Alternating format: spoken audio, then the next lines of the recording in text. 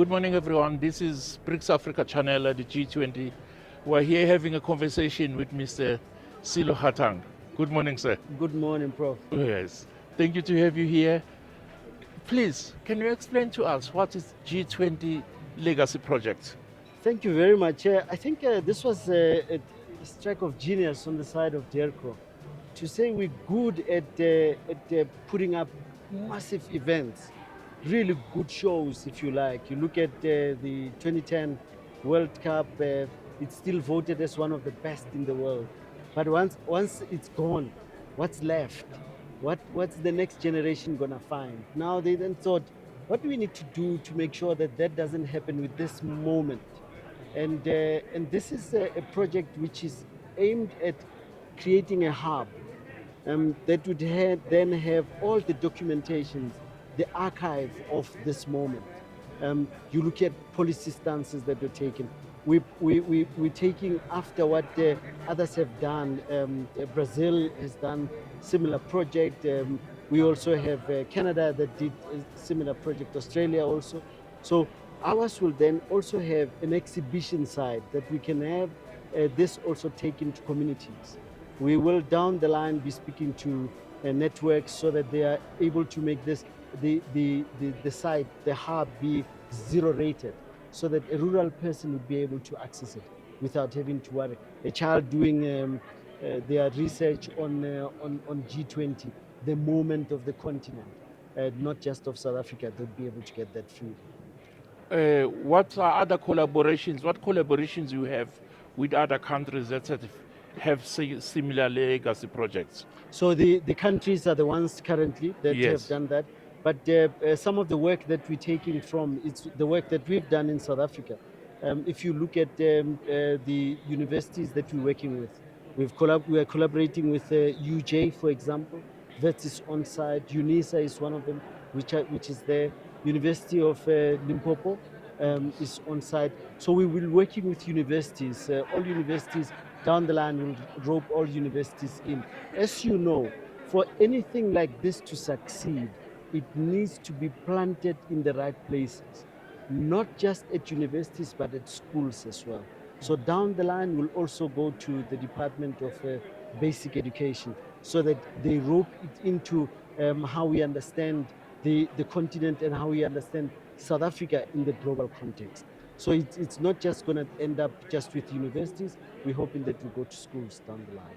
Now, in basic schools and high schools, is that going to be part of a regular curriculum, or it's going to be part of extracurricular? We for now, those are details we haven't yet hedged out.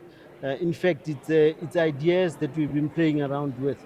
But once you work with experts in the field, they'll be able to say, no, actually, it's better if you do this as a formal curriculum, or you make it part of the greater extracurricular that's there. Understanding ourselves in the greater continental and global context need not just be an academic thing that's done just by universities. Like I said, we start them young, it actually grows with them so that they understand South Africa has a great place in the world. It's well understood that in academia, the legacy project is going to be well entrenched. The G20 Legacy Project is going to be well entrenched in basic education and high schools. But what forums or channels are we going to use to disseminate to the public in general? So we're hoping to have dialogues, post G20 dialogues. Not hoping, we will be hosting post G20 legacy dialogues. These dialogues will be community-based, that we are going down to the community to say, this is what was committed by the global community. This is what we understood to be the role of South Africa, and this is what it means for you as a person.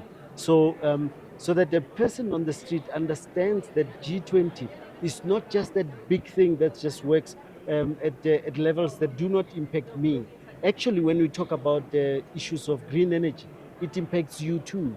Exactly. Sustainability, issues of access to water, it impacts on you too. So our understanding of use of resources, how do we understand the use of resources? You know, Prof, one of the things that pains me is that we don't understand that we need to be thinking about those who are still to be born. What do they find? Legacies should outlive you and I, Exactly. those who create them.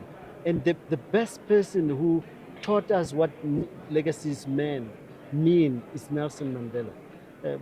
How many years has Madiba been gone? Yet today we still are holding on to that legacy.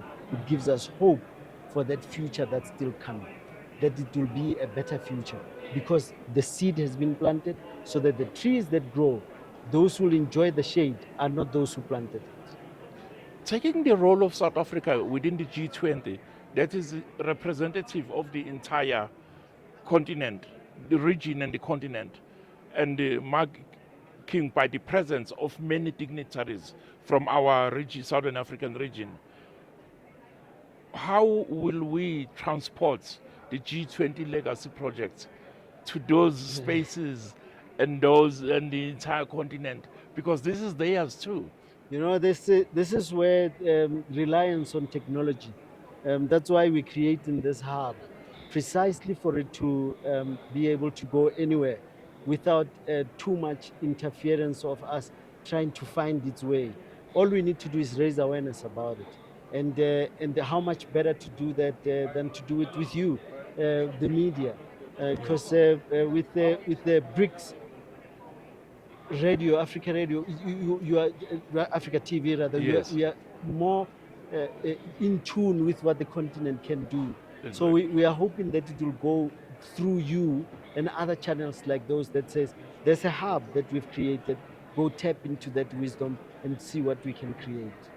In conclusion, speaking of the G20 Legacy Project, what is the resolutions or resolutions that you wish will come out of this G20? You know, the South Africa's choice of the theme, looking at sustainability, equality, for me, the theme itself suggests that we are a country that's conscious of our responsibility to the future, and the resolutions must be looking at that. How do we create a more sustainable global community that's more inclusive?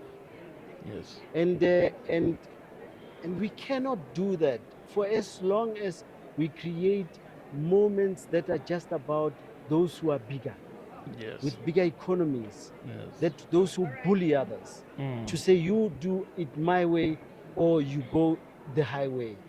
I don't think that's the way to go. So if we are to follow this solidarity, the understanding of solidarity that Madiba said, for as long as there's someone who is in bondage somewhere, we can never tap ourselves on the shoulders and claim that we are free. yes. So let's continue to be in solidarity with those who are in bondage anywhere. Let's continue to build a more equitable world globally, but let it be sustainable for those who are still to be born to find a better world. Thank you very much. Let's speak about last thing, which almost stole our moment, which the president has addressed, and you being with the G20 Legacy Project. What part of legacy will be the absence of the person that was supposed to hand over the presidency of the G20? It's a sad moment, not for South Africa, but for the US, because it's showing the US as wanting to push politics that are domineering. And I think it cannot be Unilateral right, politics. unilateral politics.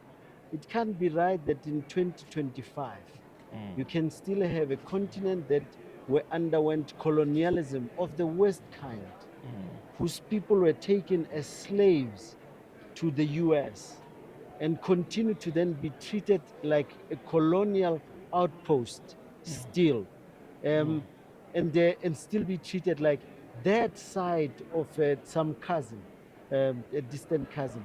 I am glad that we've taken a hard line that says we are not going to be bullied. We're going to do this the way it has been done before. We hand over to another president. or another senior diplomat Diplomats. who can then take over the thing.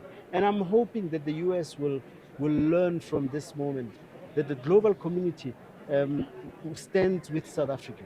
It was it was such a special thing to see Germany arriving last night saying Sesfigile, the EU arriving saying Sesfigile, South Africa, we are with you. Yes. So the global community is not buying into that. Yes. They're saying we are with those who believe in global politics, not just unilateral politics. So G20 legacy projects may count also as part of the impetus of multilateralism. Precisely, In that. precisely. That we're saying we're building on the global legacy. Yes. That all of us is inclusive, not just exclusively for those who believe that it's them against the world. Creating a community of a shared future. Thank you very much, Prof. Sello. Thanks, Prof. Thanks for having me. Thank you very much. Yes.